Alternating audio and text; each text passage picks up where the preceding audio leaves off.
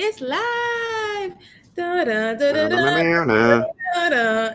It is a Hi. Game of Thrones Sunday, but without a new House of the Dragon episode. But the after show still lives on. We're still here because we love meeting with each other and talking about this show. It's like one of our favorite pastimes. And we really wanted to talk about the entire season 1 of House of the Dragon because so much has gone down and there's things that we liked, things that we didn't. It was a very, it's fair to say it was an up and down season. It was a roller coaster ride, and I'm sure we'll dive more into our own reasons why. And I can't wait to do that with all you guys. But make sure to hit subscribe and hit the bell, give the thumbs up, leave a comment, let us know your favorite characters, your favorite episode. If you think Alicent is a big dumb dummy, let me know. If you think Rhaenyra is a big dumb dummy, let me know. Are y'all picking Team Green, Team Black? Let me know. I just remember that. That's right. There's like a whole team thing. My thumbnail says that. That's right. Let me know. How do you guys feel about that whole situation that's going down? And then, who knows? Maybe we'll come back, all three of us together, to do something else, cover some movie event or some other show. You never know what's going to happen here. So if you want to stay up to date, be sure to, subscribe. So I'm going to go ahead and do this in 3 chunks because it was, it spanned, I think, like 20 or 30 years in Showtime, and it's like 10 episodes. So we're going to do this in segments. And I'm going to go ahead and do my summary like I did every single week. But this time I'm going to be like squishing a bunch of episodes together. So this will be an extremely abridged version of the early years, the middle, and then also the end. So here I go. Ready? Here I go. Alrighty. So we start the show with the king, his wife, and daughter Rhaenyra, and everyone is waiting for Queen Aemma to give birth to a son. We're also introduced to his small council, namely Otto Hightower, and we also meet his daughter, young Alicent Hightower. We get to see Daemon as well, who is the brother, and he's the one that likes to break the rules. He's kind of pissed, he's not taking seriously, and he's pretty much hurt that his brother didn't even ask him to be his hand. Aemma is having a really tough time giving this birth. We learn that she's had a lot of miscarriages throughout their marriage, and she's giving birth, and it's a very hard labor. Viserys is called away from the tournament to be by his wife's side, and she's giving birth, and he has to make a very messed up decision to pretty much kill his wife so that he can have his heir. So what happens is that the baby boy is born but does not really live that long, so the baby boy dies as well as Aemma. And this is when Viserys decides to make Rhaenyra his heir and tells her about the prophecy, something that's been passed down only to those who will ascend the throne. All the houses bend the knee to her. Meanwhile, everyone is pressuring Viserys to remarry, so he can keep his line going. Otto sends Alicent, and the Valeryons send their 12-year-old daughter. Viserys decides on Alicent, of course, not giving Rhaenyra the heads up, and thus this begins the rift between the friends. We skip over a few years, and we see Alicent as queen, and she's given birth to a boy, and she's pregnant. Daemon has come back from the Stepstones where he was battling with Corlys and has a plan of his own as he's trying to seduce his niece. She ends up sleeping with Criston Cole, who she later rejects, and he gets butthurt because now he has no purpose with his life. Rhaenyra eventually agrees to marry Laenor if Viserys fires Otto. Otto does get fired and warns Alicent that she needs to prepare Aegon to rule and that Rhaenyra will try to kill her kids. Criston Cole ends up murdering Laenor's lover. Alicent finds out that Rhaenyra lied about sleeping with someone, and she wears green to the wedding party, meaning she's ready for battle. She's stepping into her own as the queen. Also, with no mention that Viserys has agreed to compromise with Corlys about the names of the children that Rhaenyra and Laenor will have. Sorry, I misread that. Also, there is mention that Viserys has agreed to compromise with Corlys about the names of the kids that Rhaenyra and Laenor will have. And that is the first, I think, 10 years of the show, or maybe 7 years. So, you guys, that was a lot. That was episodes 1 through 5. I tried my best. It was a very abridged version. But how do you guys feel about the first half of the whole season? It was a highlight for me. I just finished rewatching episode 3, which I totally forgot there was a whole let's go hunt the deer, and Rhaenyra fought a boar, and then the magic deer saw her. None of that was relevant ever again, apparently. My dog is running around like a crazy person. I hear her. I think it was supposed to be all very symbolic. I She thought it didn't. was going to be symbolic, but it hasn't led up to anything concrete yet. I think her seeing that white deer was like her seeing herself. Like she's like that white deer since she's like the heir that never was supposed to be the heir. Maybe that meant that. I don't know. Yeah, And I what I kind of think is liked the interesting white. after watching these early episodes is the whole reason she was named heir was because Vizzy T didn't want Daemon to be king. So like now we're supposed to think that he want I'm sorry. I'm still thinking about the season finale. Did I just lose you? I can hear you, but you are a little bit like faint. Grainy. Oh no. But It's okay. Take it from here. I can hear you. I was gonna say I liked the white stag scene. I just thought it was like well done. Like looking back at it, I thought it was kind of epic, especially like they set it up with Viserys seeing the like regular stag when he's talking about Aegon, and then like she sees the white stag on her own, so it kind of gets you to buy in on like she has some kind of destiny towards the throne. I There think was a lot of really it doesn't do more destiny. than that, but Yeah, there was a lot of stuff going on in that episode in particular in terms of like dreams. And he would say, I saw my son wearing the crown of the conqueror. And like now we know like that actually does kind of happen. And the whole thing about Rhaenyra, there's a moment in this episode where Viserion mentions doubting his decision to Alicent, Yes, which I I never remember. thought about again. I remember when he was getting drunk and he was like, "I have doubt." And that was the only moment though in like the 20 years that we saw that he had that moment of doubt. And then after that, he was over it and like really stuck to his guns. No, like she's the heir. I'm not trying to hear anybody else. I think the So early episodes are great, just as a whole, except for the crab feeder stuff. mhm. yeah, that episode was pretty good because that's kind of where Rhaenyra and Viserys like come together and like they're united in their front. And yeah, the crab feeder thing was kind of stupid, but I do feel like a lot of people liked that. The crab eater stuff. Dragons Forever says Rhaenyra beating up the boar was her getting her frustration out. Probably. She has a lot of pressure on her shoulders with becoming the heir, and she, I guess, already kind of feels threatened because she does have a little brother, and she must know that people may favor him. Probably. Shout out to the crab hat. Crab hat. The It was crab eater stuff, $12. Very well used. I think the crab feeder stuff was solely there. I mean, in my eyes, to kind of like give Damon some purpose in the early years so that he could have some way to like show his worth and like show his strength to people. Cause he was really kind of like after trying to get some power and some love from people and being taken more seriously.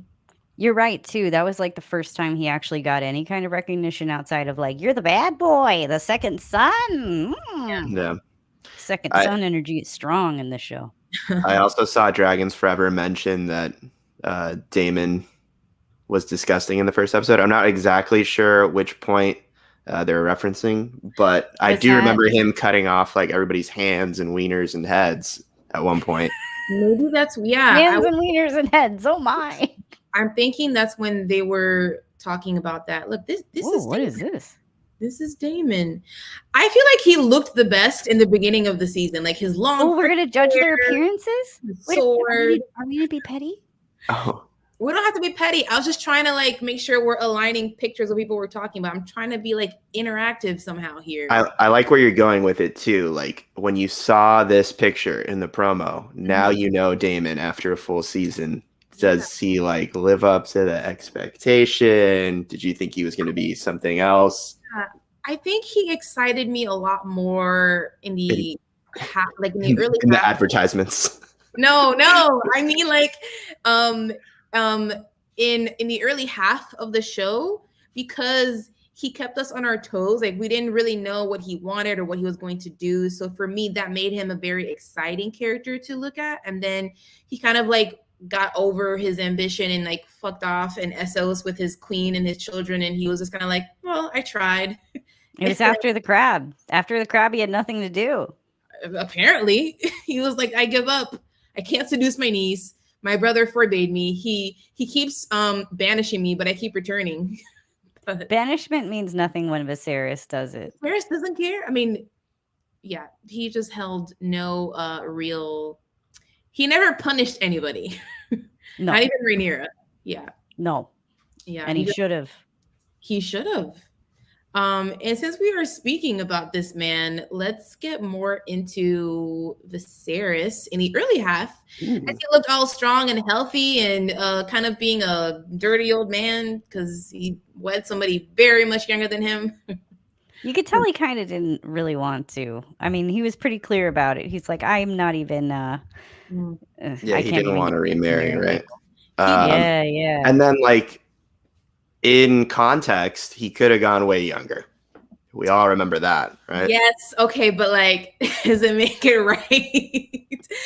Look, I get, he was kind of really being pressured from all sides to remarry, and he was like up against a wall here, but I never got over the fact that like I understand he's king and he can like do whatever he wants and marry whoever he wants, but I would have liked because he seems like he's like a loving guy, so I would have liked for him to at least give his daughter a heads up. Hey, by the way, I'm gonna ask your best friend to marry me, and not find out at the meeting.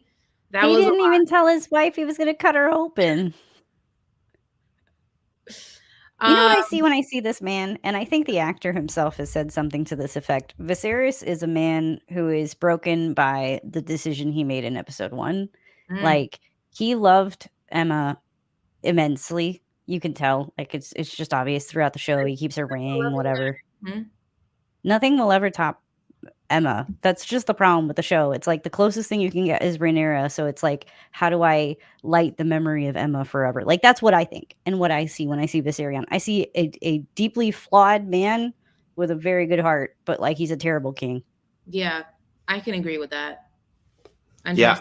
thoughts? No, I was saying that I caught on to that pretty early. I forgot which episode it was, but you could just tell like the reason he was sticking to the Rhaenyra thing was like because of the guilt he had over that decision. And I thought that that's when I started like I became a big Viserys fan, and that picking up on that was like what made me more interested in him. I started to like see the humanity of him and like why he made a lot of the decisions he made. And funny enough, like the only decision he made that cost him like being remembered as a good king was the decision over like who he made heir, like the most emotional decision he made. Because like everything else, like he ruled over a time of like peace and prosperity and stuff, especially like now that I've read a little bit of the book. It's peace and prosperity, and he like opened up the kingdom. Like he had so many of those festivals and like tournaments and stuff. That's why they threw it in there in the first few episodes. So he would have been remembered really well if he didn't just make a really emotional decision that we all know how it turned out in the end. It was dumb as hell. Your screen froze on you making a really funny face. Oh, well, I said it was dumb as hell. Sorry. No, Yeah, What's going on here? yeah, we can hear you. It's just your screen is like grainy, and then it froze on you, like going like this. Oh, man. I'm okay with that, I guess. As long as we have sound, I am good. As long as we're talking about the early years, I want to talk about somebody I think who like blew up to like superstardom, and that's Millie Alcock as Rhaenyra, young Rhaenyra. What are you guys' thoughts on her performance in this whole storyline? She really, I feel like she had, looking back, she really like. I wonder if Emma, who plays older Rhaenyra, like looked at Millie's work to be like, okay, like I need to make sure I move like her, or like I need to make sure if she does No. that for that. I think it was the other way around. It doesn't seem like I don't know. yeah, it doesn't seem like they were connected. It took me a while to get used to Emma replacing her. Honestly. Yeah, me too. I had the hardest time with this character in particular. I just think that, and that doesn't mean that both of them didn't do a great job. I just really like young Rhaenyra the best. And it was just kind of, but I do think that the younger actors were probably watching the older actors. Like they probably filmed the older actors first or something like that to make it easier for the kids. I mean, they're not kids. Like I'm sure they're like 18, but you know what I mean? Yeah, I get what you mean. Yeah, I liked her a lot. Do you guys have like a favorite moment from her, a favorite scene? Or if your favorite moment of the show involves Millie, don't say it, and then we'll wait until the end. Well, it doesn't. But my Okay. favorite scene of her is probably the hmm. just going to get the dragon egg. She just said, I "Oh no, they like stole the egg. I'll go get it." And then she did. It was like so simple. I like that scene too, because I think for more than anything, it was like she's in a position where she has to prove herself because she's facing so much doubt from people. And that was her moment to take, like, I'm gonna go and just prevent this bloodshed. So I like that moment too. I was feeling it. Yeah, I'm gonna go with the white stag moment. I don't know. I really did think that was kind of well done. I Mhm. liked that little twist in the episode, and it made like those first few episodes really made you like Rhaenyra a lot more than I think it does kind of get more complicated as you go on, even though a lot of people just really hate the Hightowers, which is fine. But Mhm. I like that moment a lot. That is a fair moment. That's a good one because she was great. And I just really love, like, she was like so well cast. She has like this like look in her eyes that you like just want to like the camera loves her. So like, you know, Emmy to the casting director. If it doesn't have any Emmys, casting should go and get it because I love it. HBO's great at casting.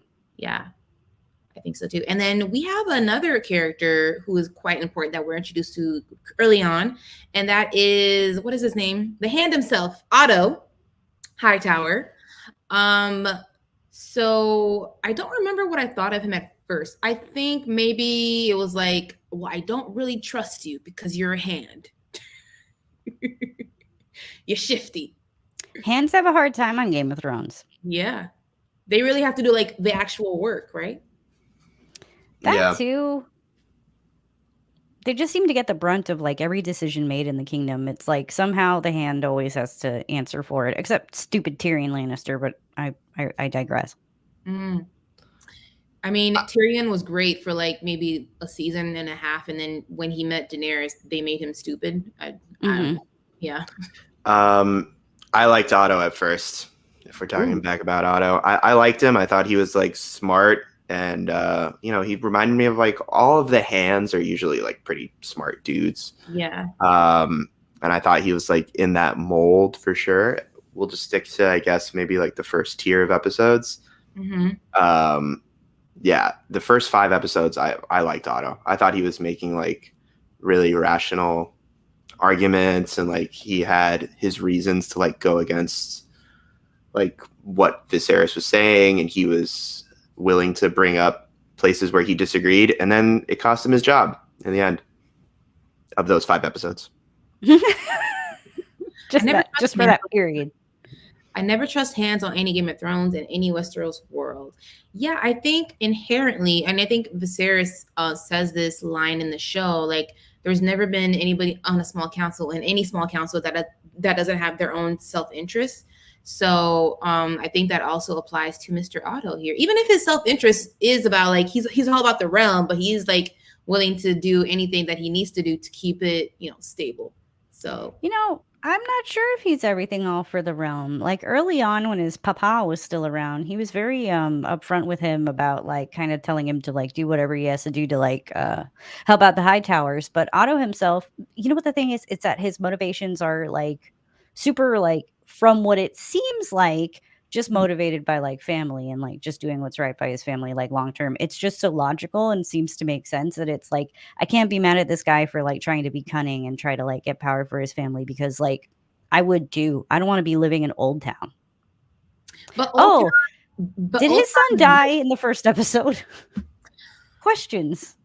Who died in the first episode? Besides, so Otto's son was in a fight with Daemon and the attorney in episode 1. They were an attorney. I don't remember that at all.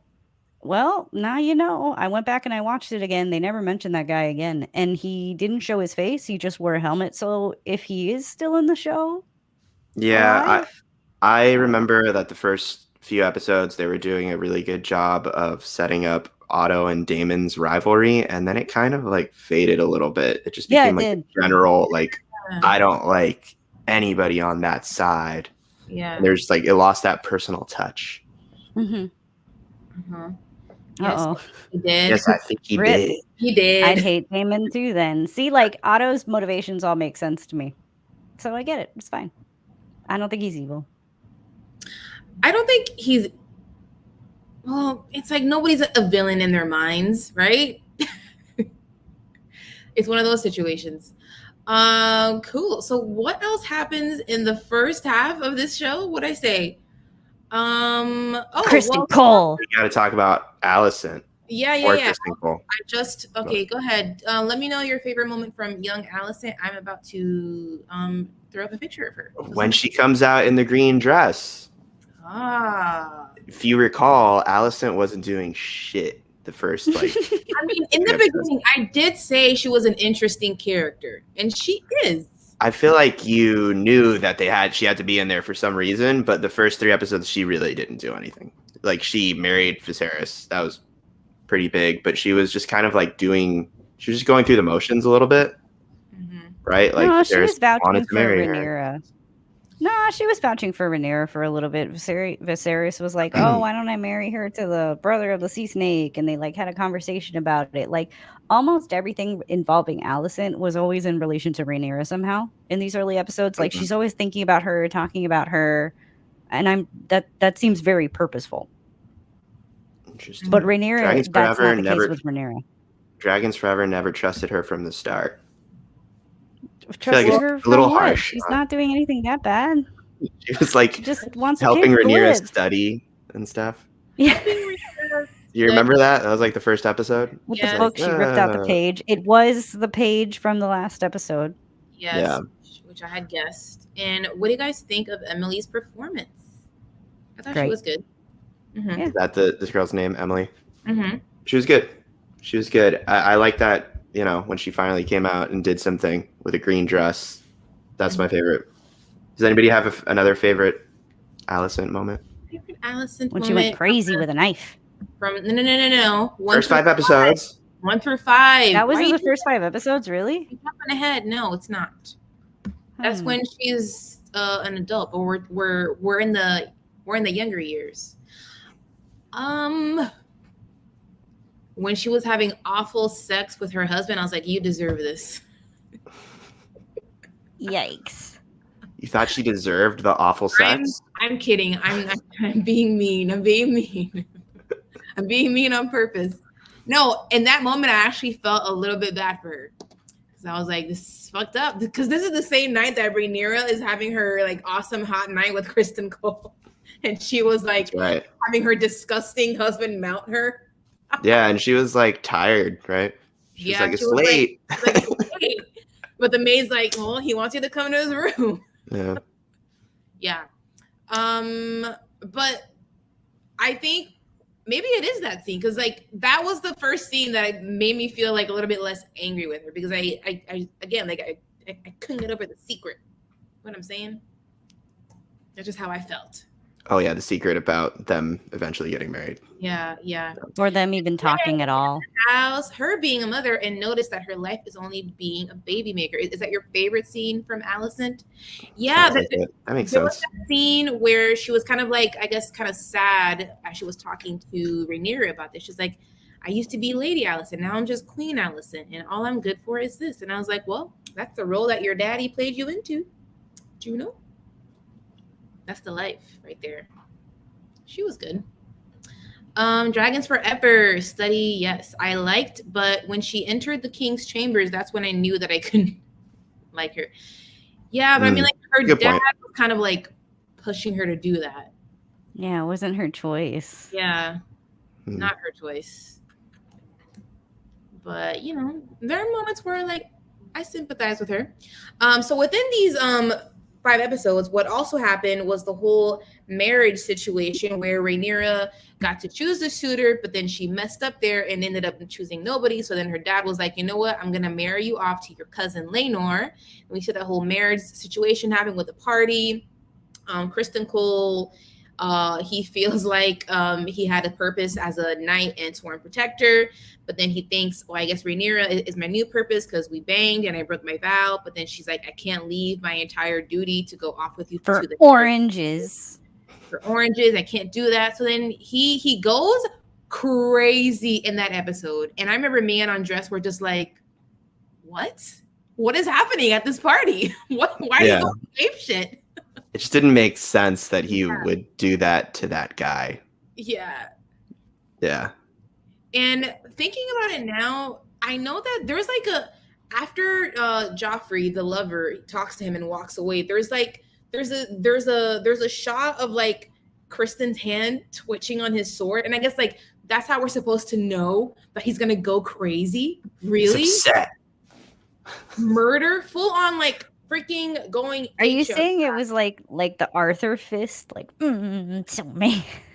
If you look back, there's like a slight twitch on his sword, and that's like the sign that he's about to go crazy. Well, Kristen Cole is a psychopath. In the episode where you're supposed to see him and Rhaenyra get to know each other, she was talking about the Lannister guy, and his initial response is, "Do you want me to kill him?" No smile, no hee, what a joke. But Rhaenyra is like, "Oh, you're so silly, Kristen Cole." Now we know he's just a psychopath. Like the fact that he went to war, like, no, I'm not for this guy. I just watched All Quiet on the Western Front, and I think about that movie a lot now. And war changes people. And Kristen Cole is a broken man. He's an incel, but he's also a broken man who went to war.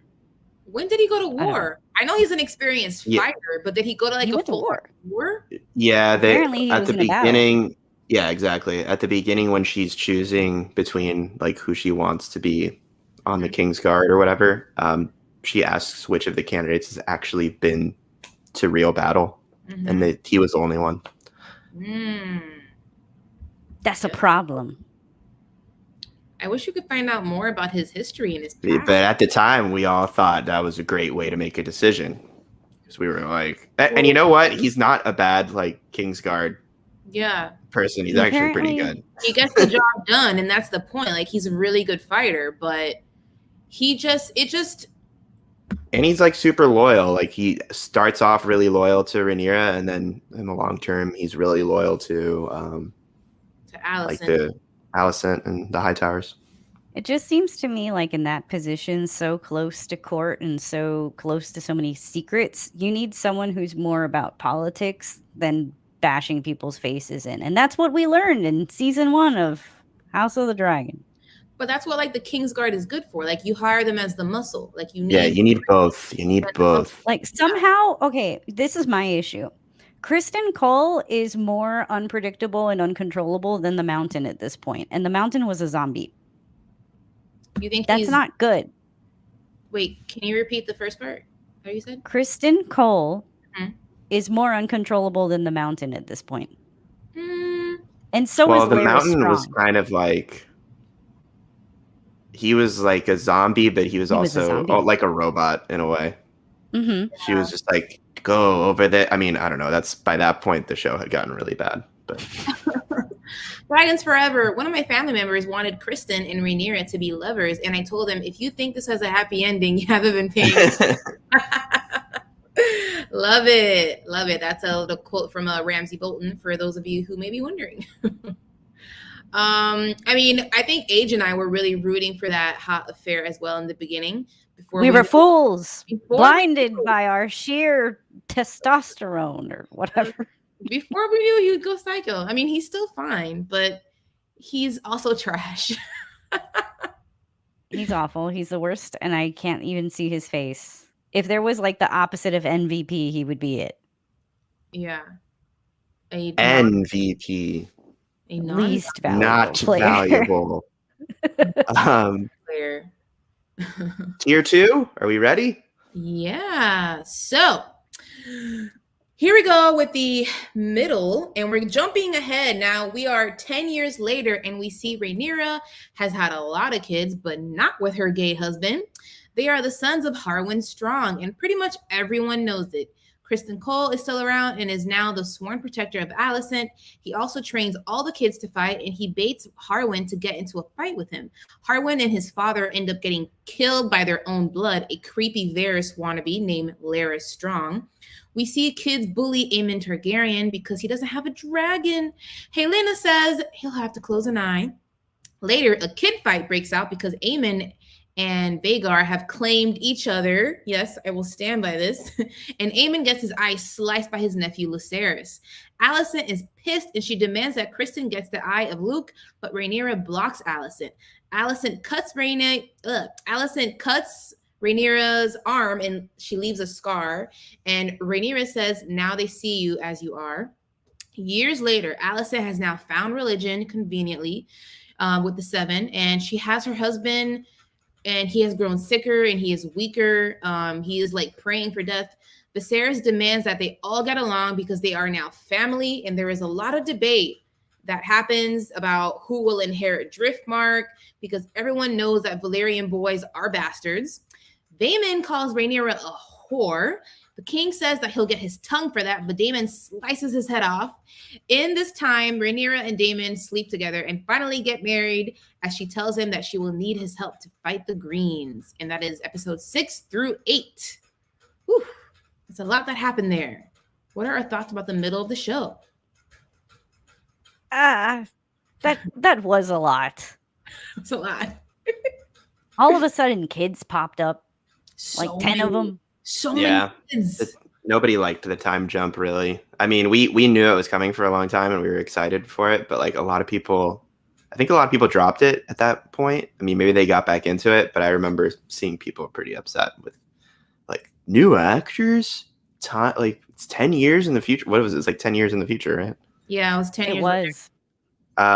Yeah, it was a big jump for a lot of people. I think if you look at IMDb, that episode 6 is the lowest rated out of all of them. People didn't like that time jump.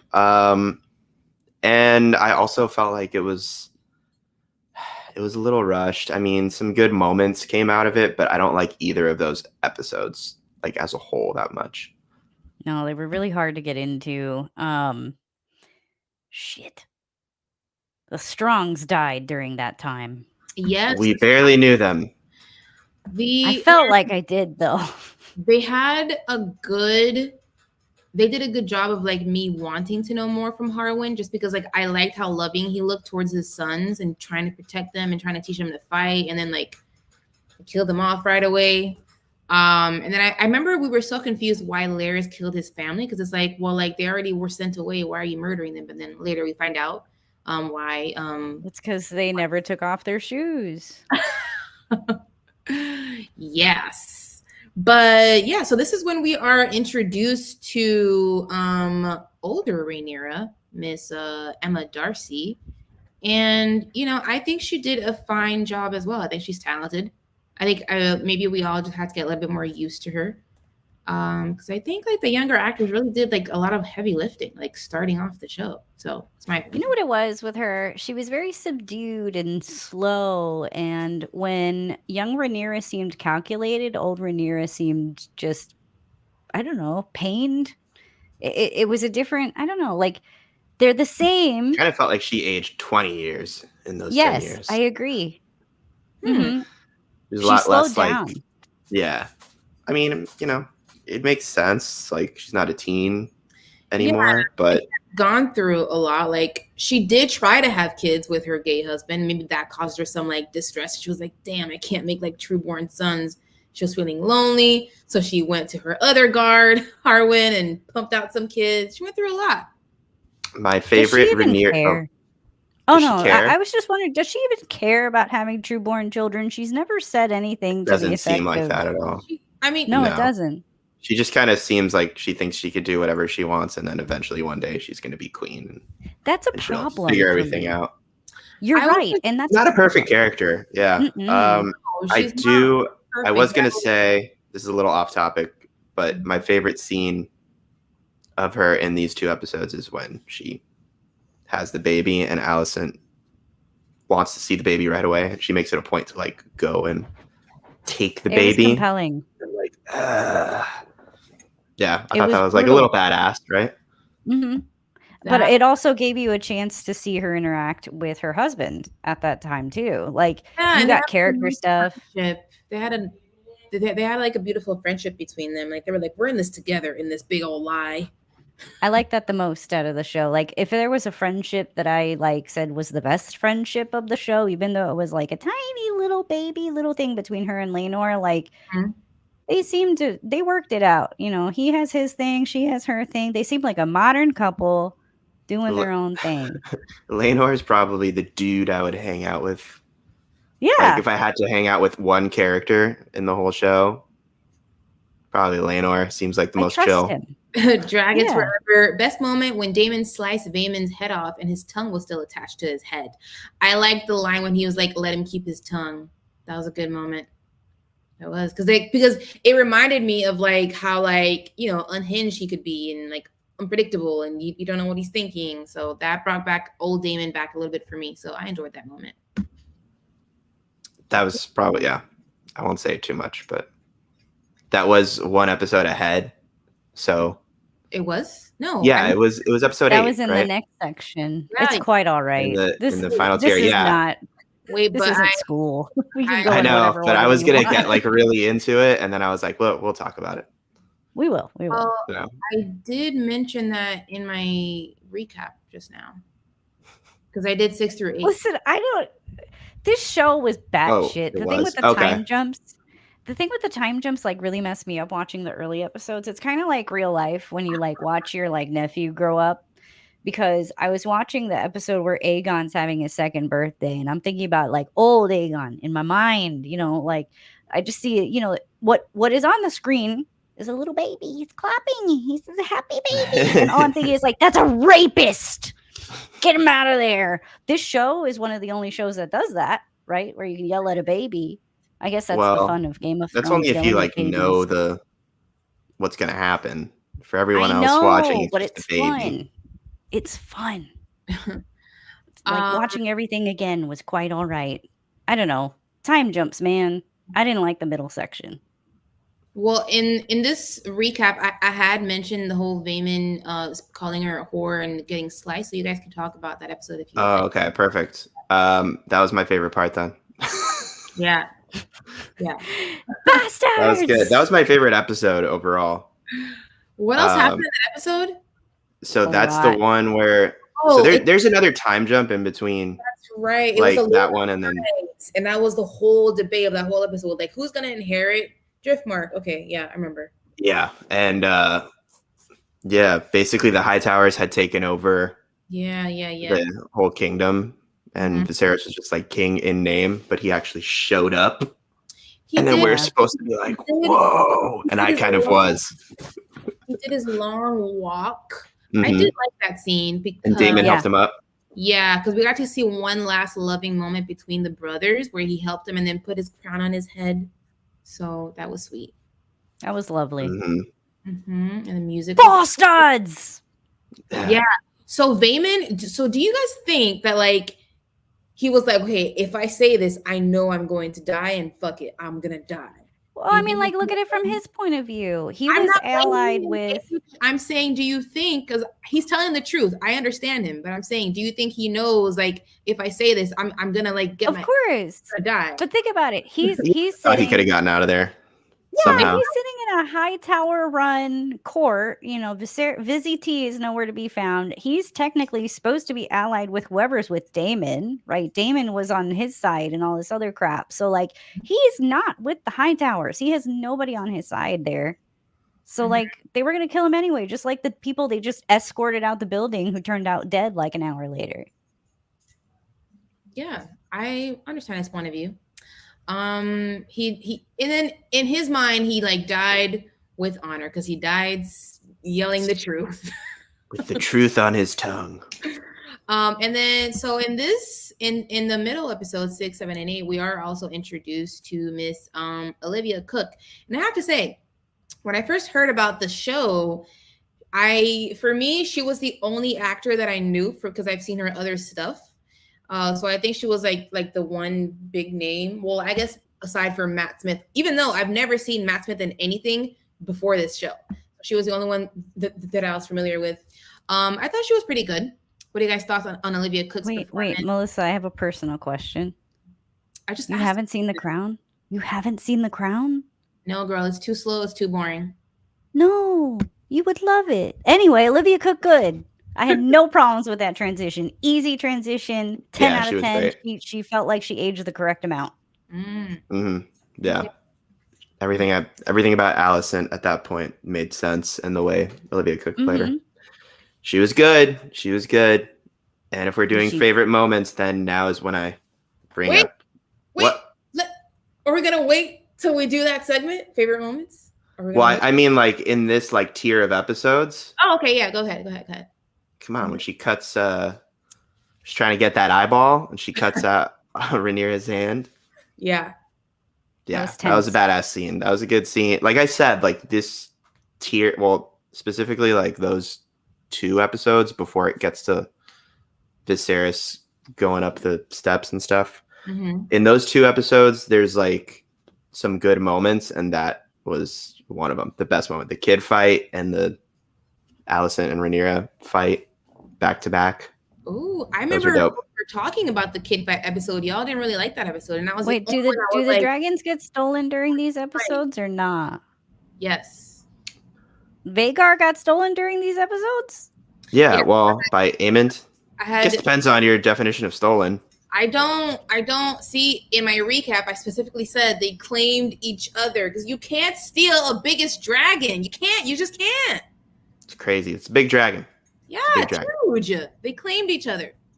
The scene where Daemon's first wife decided to end her life and on her terms by having a dragon burn her up. Oh, yeah, that's right. See, thank you for reminding me. See, I had an abridged version, but we did see a suicide by dragon fire.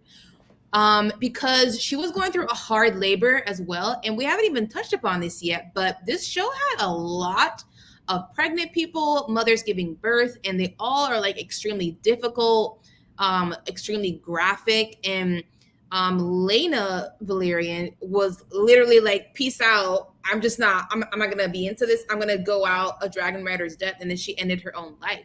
What did you guys think about that scene? That was stupid as hell.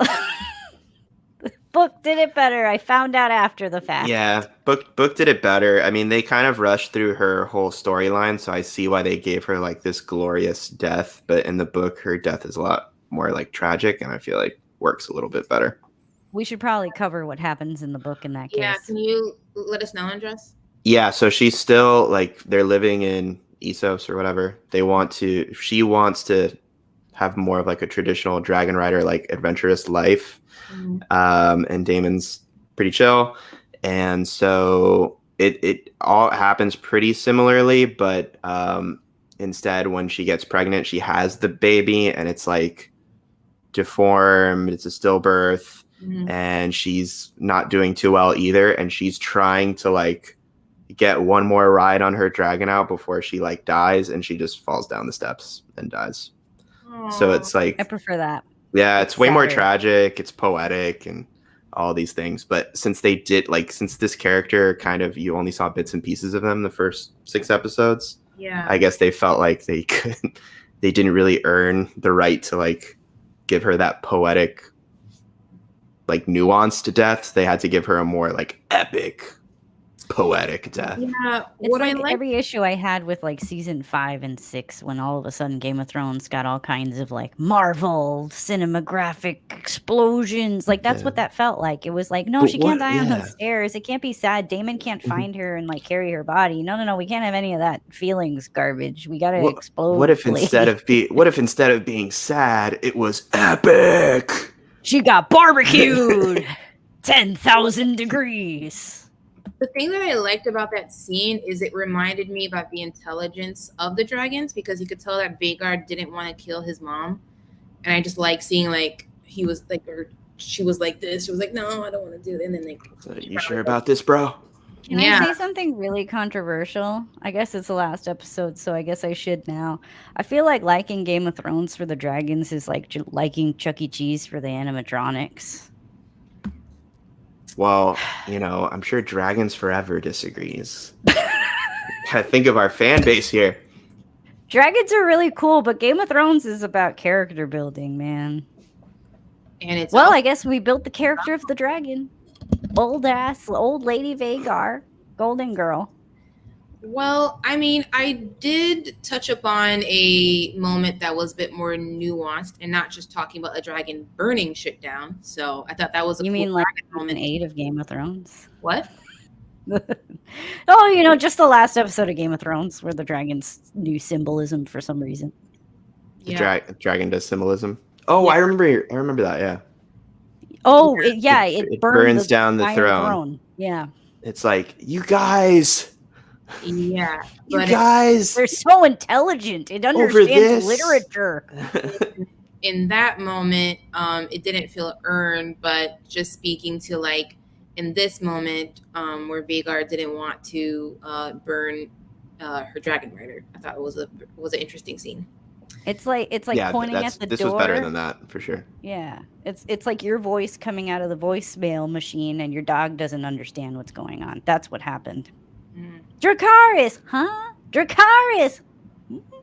She was like, "You mean on you? Yeah. Are you sure? Are you sure about this, Mom?" I don't know. The dragons are just dogs, though.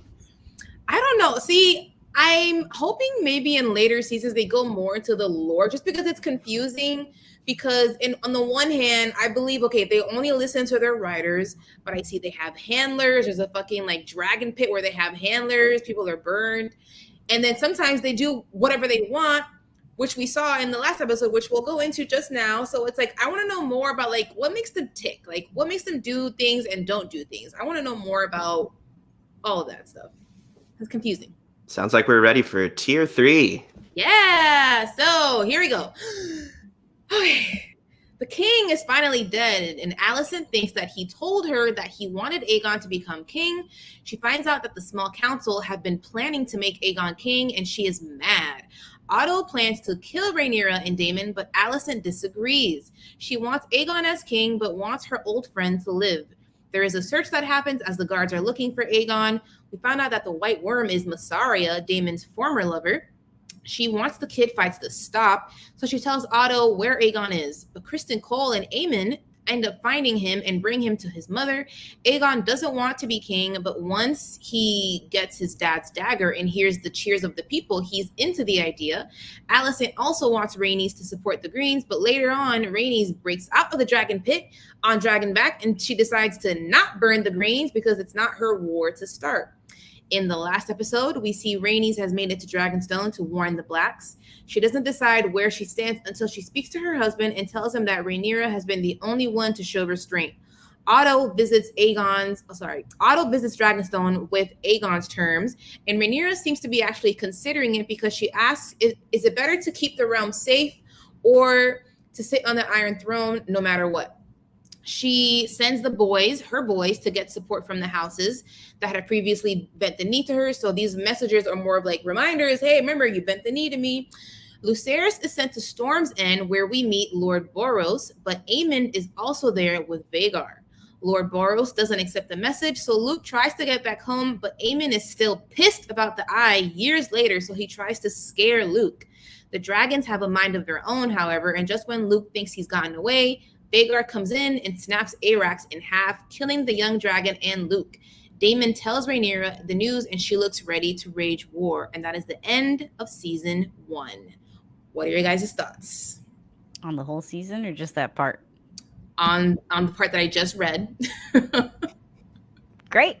That's the best part of the show, I think. I don't know. No, wait. The beginning was very interesting and very good. Yeah. But the end was like, the show is starting. It's like I said earlier, it was like episode 1 happened way later in the season. Mm-hmm. Yeah, it feels like this whole season was kind of set up. Yes, that's what I think. I think the entire season was one big setup episode. Yeah, and I'll be honest, I'm a little ahead in the book now, and I feel like next season's probably going to be pretty good. I feel like even looking back at the flaws of this season, knowing the material they have to work with for like the stuff that happens next, I think they're not going to be able to screw it up. So having read the book now, do you feel like the time jumps, the way that they did it, were necessary? Or was there like another way that they could have handled that? Because they were quite jarring a few times during the season. I don't know. I might have done only like one time jump. There were like, I didn't like that middle section too much. I haven't really like read that part and thought about how I would have done it really. Mm-hmm. But yeah, as a viewer, I feel like the one time jump would have been plenty. But I see why they felt like they had to cover certain things. Mm-hmm. Imagine Aegon goes from baby immediately to rapist. And Aemond is missing an eye and exists. Yeah. That'd be No, pretty crazy. there's definitely things. Yeah, I haven't thought about how it should have been done, but Mhm. it was pretty rushed in a way. Yeah, I don't know. They did what they could. I like You that we know, saw what we saw. I think that it was the right choice. Like pacing wise, obviously we all feel the same way, but it's probably going to be better this way now that we've seen everything. I definitely feel like they don't need to do any more time jumps at all, which is great. Yeah, I mean, I haven't read the book, but I would imagine now the actors that we see now are the ones that we'll have like for the rest of the show. Yeah. Plus Henry Cavill. Henry Cavill's joining. hmm So Henry Cavill's leaving The Witcher, and everybody wants him to be on House of the Dragon. That's a meme. It's not going to happen. Apparently, he left The Witcher for a Superman check. No, he left because they were killing The Witcher in terms of the writing. They were Game of Thronesing it, and he left. The Witcher had good writing. No.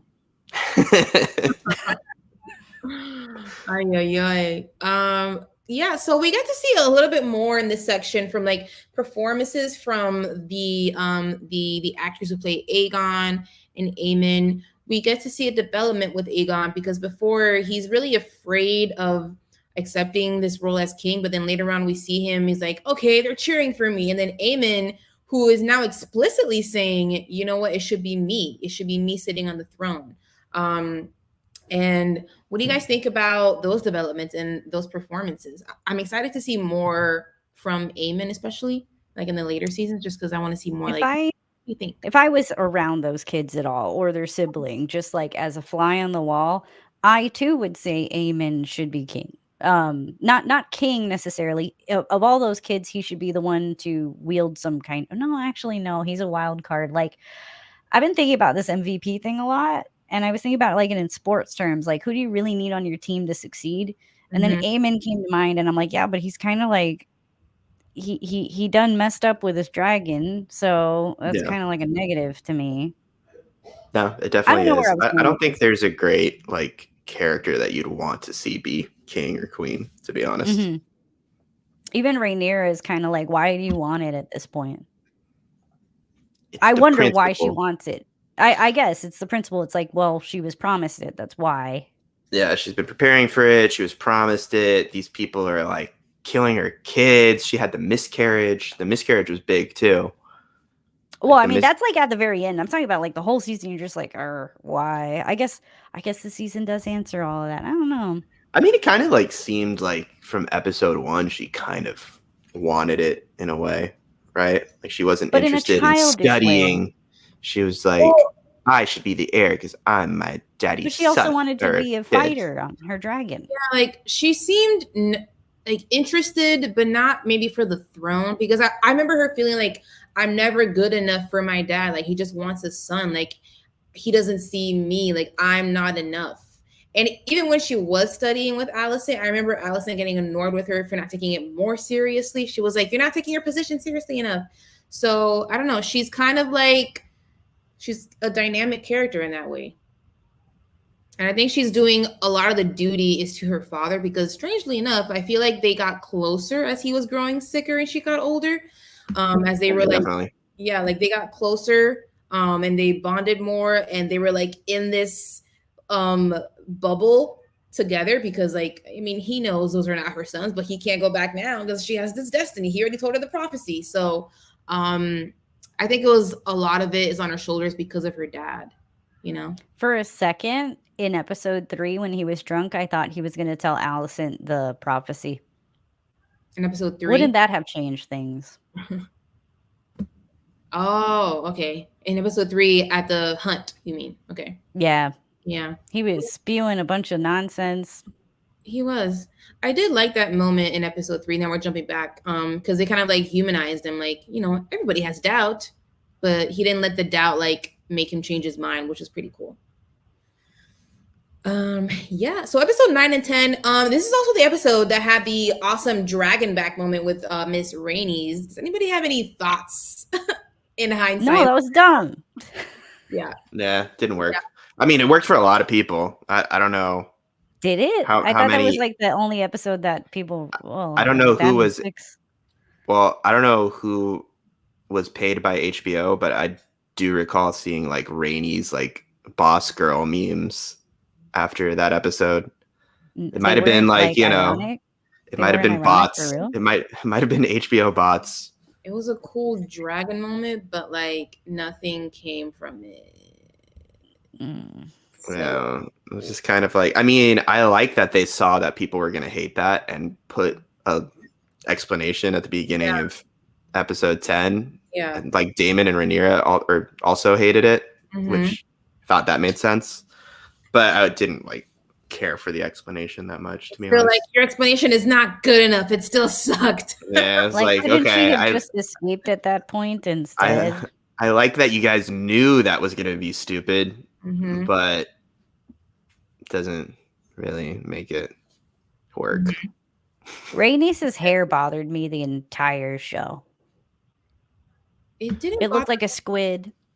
Most people's hair in the show bothers me. Like anybody that you can tell really easily is not a natural, like blonde, looks so ridiculous with the hair. They look, not like me. I'll tell you that.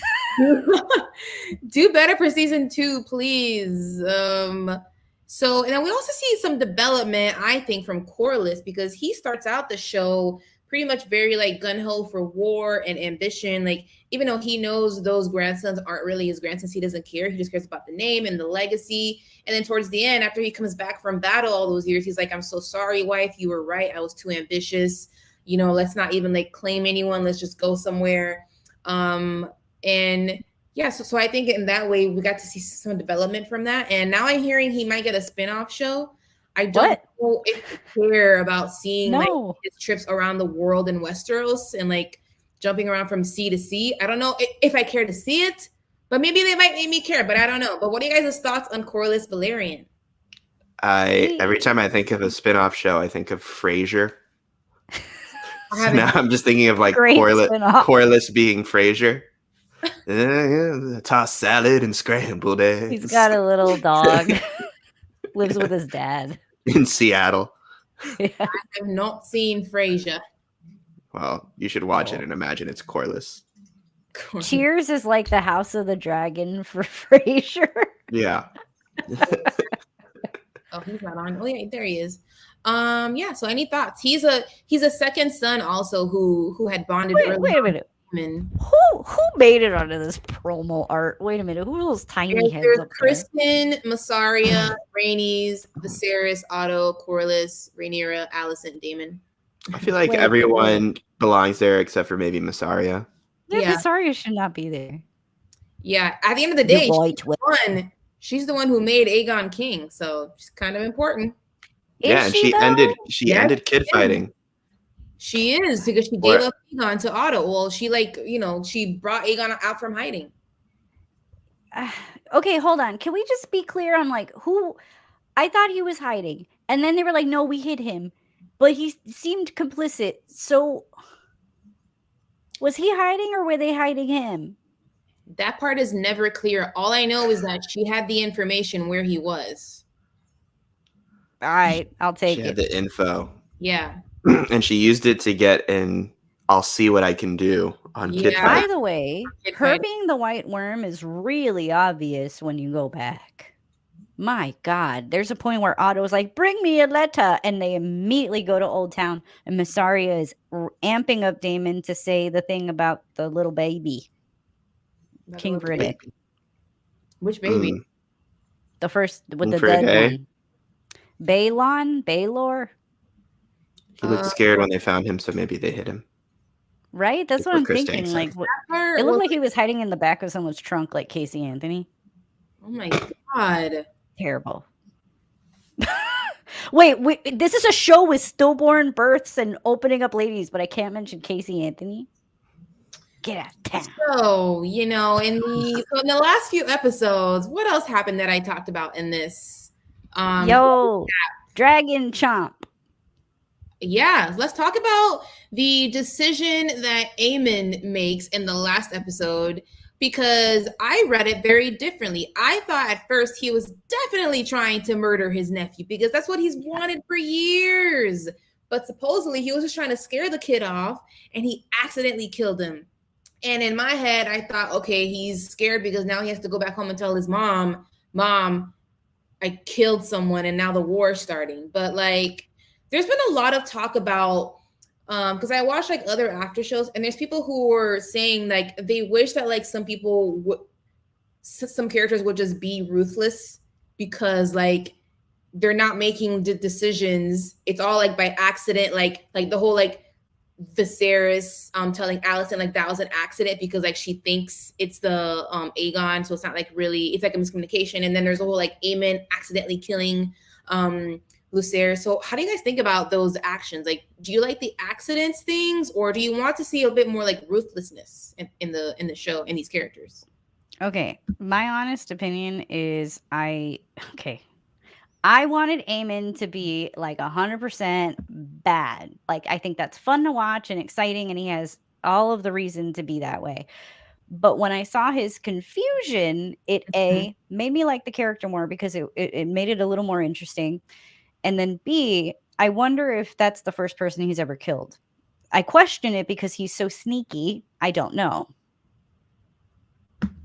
I mean, I don't know. I like it when the characters have more agency. You know, I don't like that everything's a misunderstanding. I like it when they're, you know, they're doing something that you may not agree with, but their logic makes sense. Because that would be fun too. Yeah, I think that's better. It's kind of like how Otto is, right? Like he's more intentional. Exactly. Yeah. Yeah. If Alicent was just like had a close relationship with Otto and believed a lot of the stuff that he believed, I wouldn't be mad about that. And then Aemond killing Lucerys, right? Lucerys. Yeah. He kills him by accident. Yeah. It makes a little bit of sense, at least in terms of the book. It's not certain that he killed him on purpose. I mean, it's pretty, at least from what I read, it's heavily like implied, like, yeah, that it happened. But it is one of those things like now he started the war basically.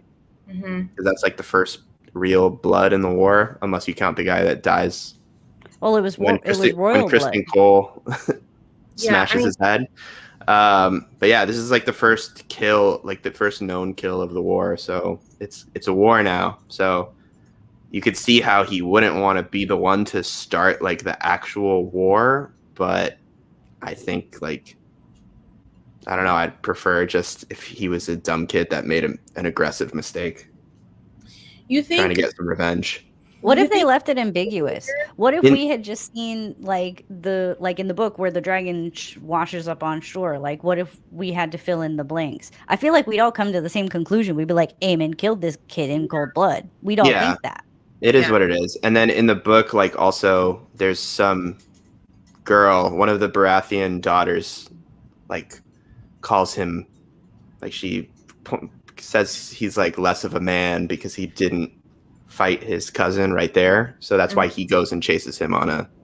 So I think in the book, like he pretty clearly kills him on purpose, but he was there's no like firsthand witnesses to the battle, so you don't know. Interesting. Do you think that this will now cause some friction between him and his family, like with the Greens?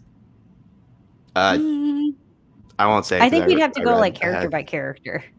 Like Alicent, no. Aegon, yes. Halaena, she's a wild card. Halaena is vibes. She just says things. She's great. She says things, and nobody ever says, "Girl, what are you saying?" Like they accept her. I'm okay, but she says, "Is nobody like noticing that she's having these are coming true?" Like.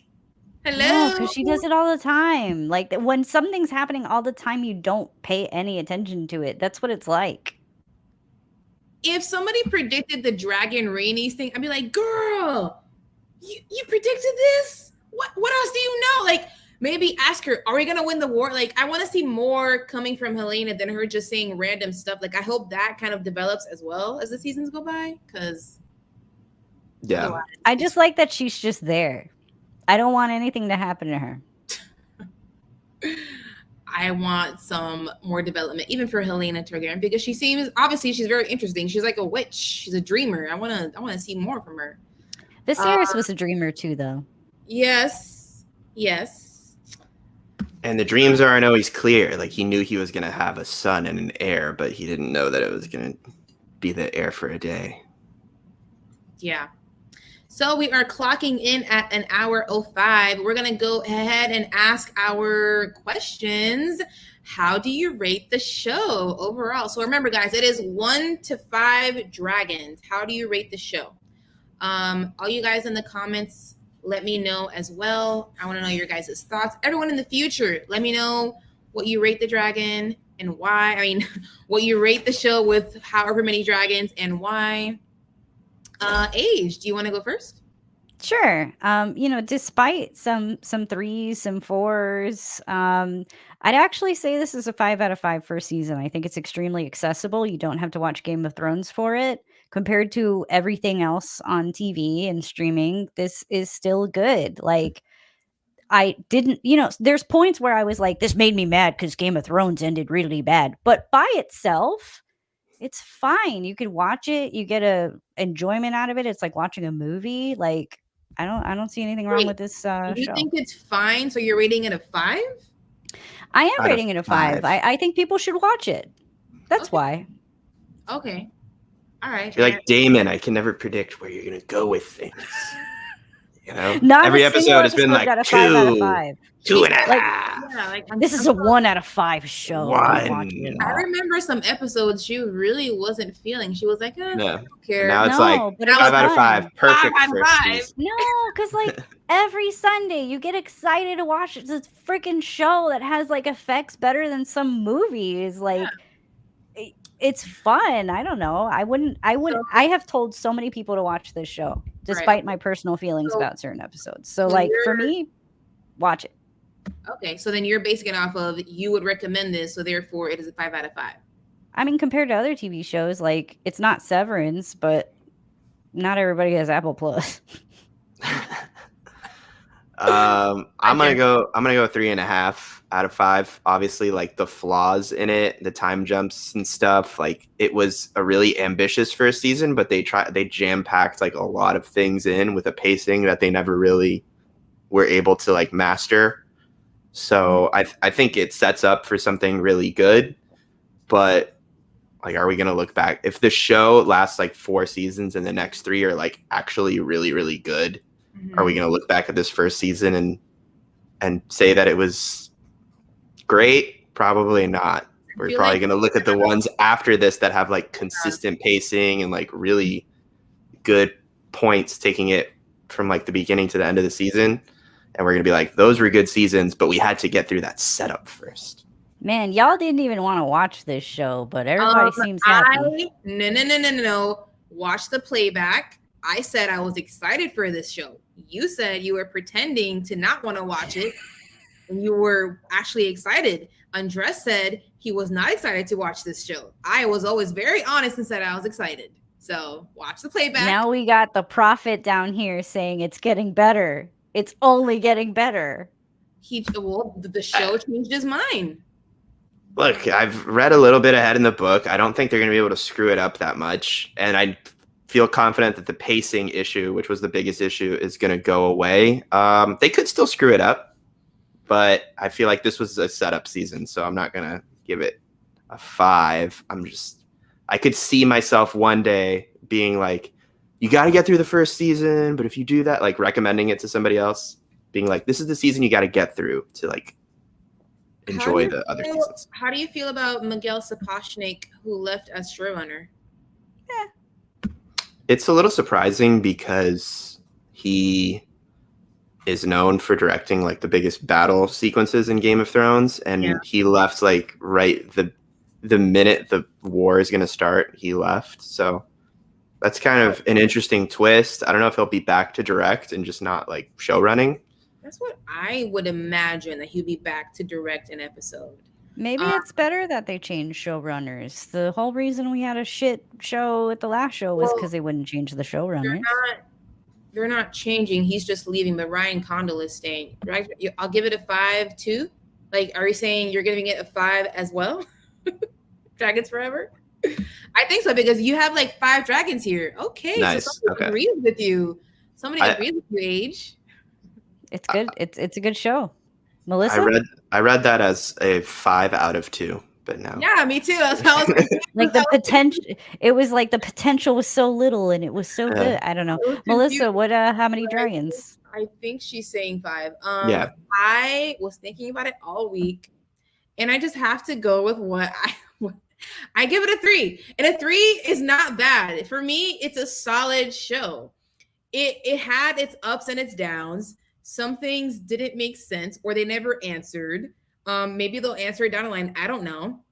But again, it is, as I said, one really big first act. It is a setup long season. So I understand that. That's fine. You set it up. I give it a 3. It was solid. I am at least intrigued and invested enough that I want to continue watching, because I want to see how these characters develop, and what happens, who's in cahoots with who betrays who.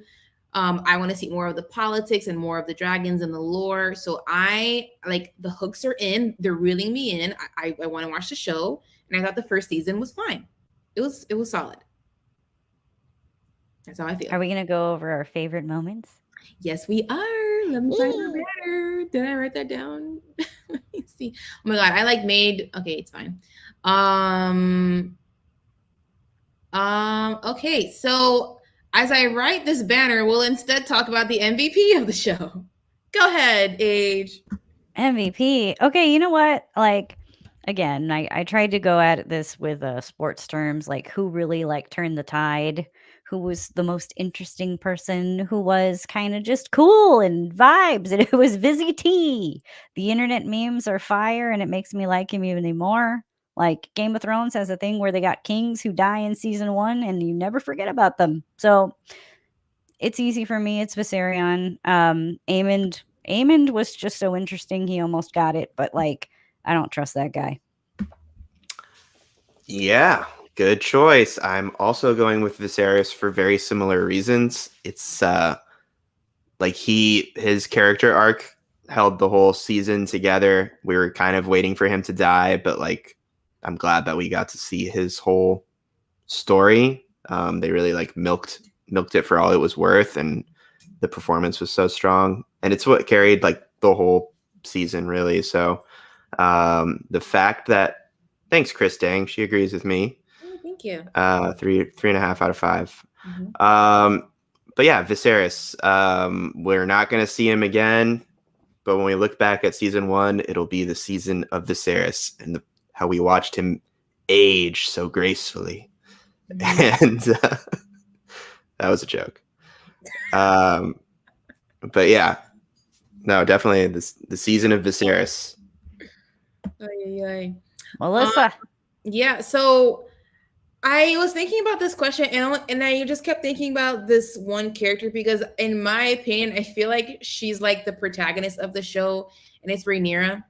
Because I think for me, she's a dynamic character, because I like that we get to see her kind of like her she has like this duality. Like she has her whole like, I don't give a fuck, I'm gonna do what I want, and like this punk rock breaking the rules thing. But then she also has this other side to her where she's like a mother. She has to think about certain things before acting on certain things. And I think we saw like a development of her actually doing like queenly things by the end of the show. And obviously like duty and family are really important to her. And so it's not only, she's made mistakes, she's not perfect, and she let her son know that. She's like, I'm anything but perfect. And I like that, because she's self-aware. So yeah, I choose Rhaenyra Targaryen. That's a good choice too. Yeah, it's fair. It probably would have been my second.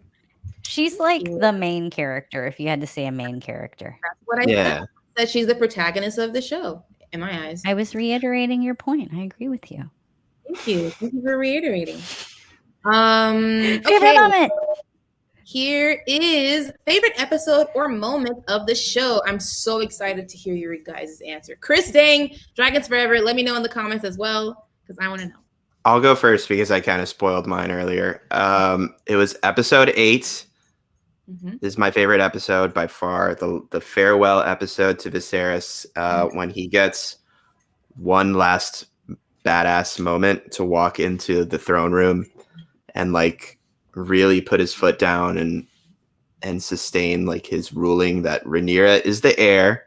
Her sons are the heir to Dragonstone and Driftmark and all that shit. Like, that was a great scene. Come on, everybody killed it in that scene, and it kind of extends all the way to that Daemon moment where he cuts off Daemon's head. So that whole episode, I mean, I like the dinner afterwards. I even like the first half hour where Viserys is kind of barely in it. I thought everybody else was killing it as well. So that's the best episode, and then the throne room scene, best moment.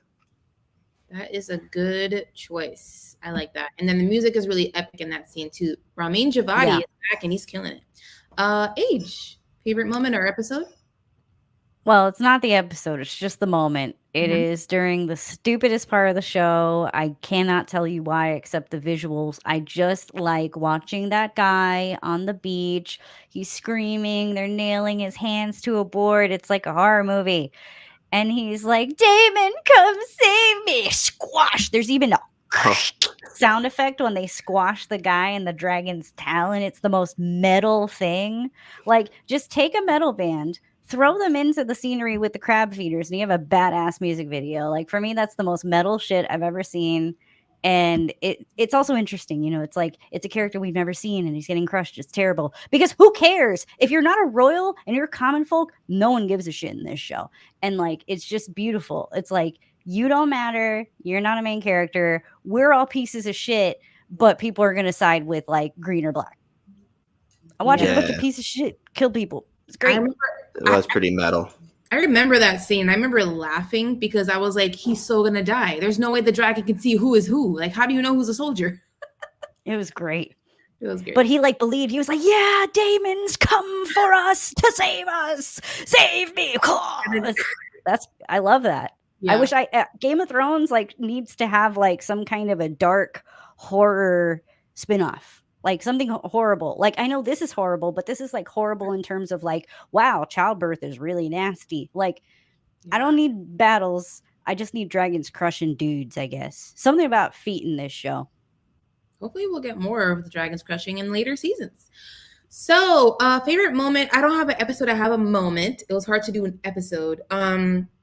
I really like it when grown-up Rhaenyra and Alicent are kind of like going at each other's throats. And this is when Alicent is coming towards Rhaenyra with the knife, because I felt like this was their first like on-screen, really honest conversation that I feel like we never got to see since the moment she got married off to her father.